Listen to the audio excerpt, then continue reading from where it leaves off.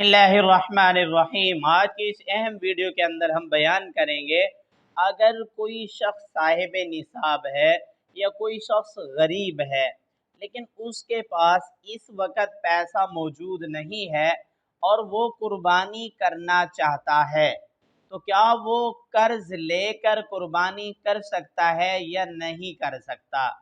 याद रख लीजिए, बहुत सारे लोग ऐसे हैं जो समझते हैं कि कर्ज लेकर कुर्बानी नहीं कर सकते, हालांकि लोगों की इस बात के अंदर कोई हकीकत नहीं है। शरई नुक्ता नज़र से चाहे साहिब निसाब आदमी हो, वो भी कर्ज लेकर कुर्बानी कर सकता है, शरई तौर पर उसके लिए जायज़ है। इसी तरह कोई गरीब मर्द, गरीब औरत सवाब की नीयत से कुर्बानी करना चाहते हैं और इस वक्त उनके पास पैसा मौजूद नहीं है, वो किसी से कर्ज लेकर कुर्बानी करते हैं, तो उनकी कुर्बानी भी जायज़ होगी।